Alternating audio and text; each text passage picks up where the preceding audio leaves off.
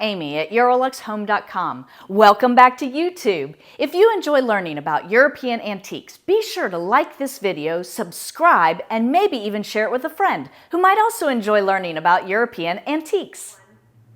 So I thought it would be really fun to look at the history of the nightstand or the bedside table.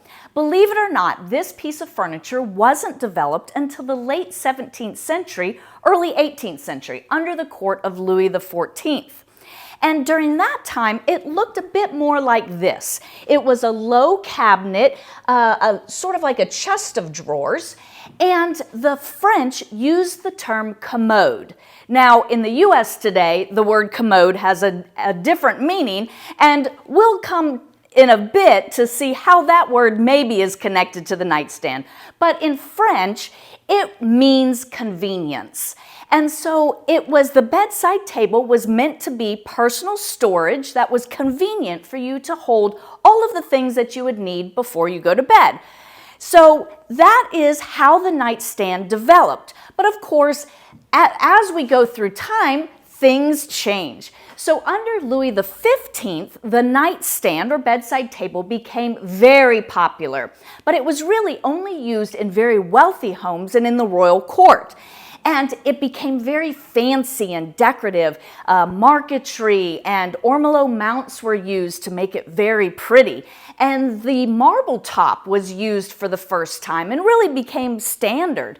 Now this is a Louis XV style piece, and I wanted to show it in this video to show you this open area because this became a convenient place to put your chamber pot. And if you're not familiar with the term chamber pot, it's the pot that you use to relieve yourself during the night when you didn't have indoor plumbing. Before the nightstand, the chamber pot was usually just slid under your bed. But for the wealthy and the royal courts, they used this new piece of furniture, the nightstand or the bedside table, to slide their chamber pot right in there. Now, as we move into the 19th century, Queen Victoria in England comes to the throne in 1837.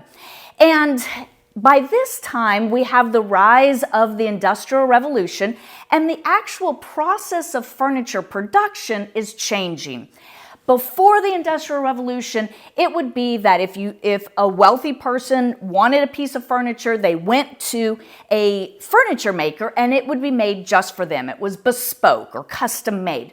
But by the time of the Industrial Revolution, we begin to see furniture stores developing and whole suites of furniture were made, and you could just walk into the store and buy a whole suite of furniture. And at this time is when we have the nightstand or the bedside table becomes part of a bedroom suite where you would have a bed and a dresser and a nightstand or a bedside table. And it was still used to hold your chamber pot. So in this area, it looks like we have all of these drawers, but actually when you open it, right here is the place for your chamber pot. And you'll notice that it's lined in marble.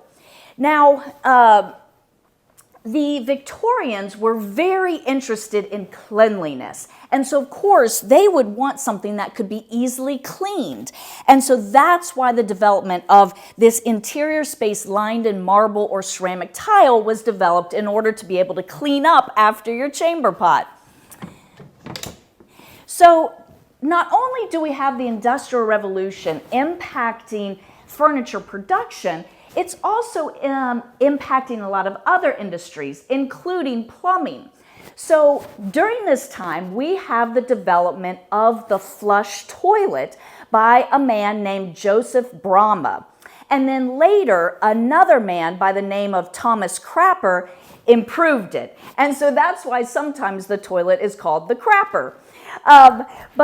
So the Victorians really were interested in indoor plumbing, and it caught on very quickly, so that by the end of the 19th century, indoor plumbing was beginning to become just standard in most homes. And so that's when the use of the chamber pot really falls out of favor. By the early 20th century, no one is needing to put their chamber pot into their nightstand, except maybe out in rural areas where there is no indoor plumbing. So the nightstand, though, still continues to be a convenient place to hold all of the things that you need right next to your bed. So the nightstand is still a wonderful piece of furniture.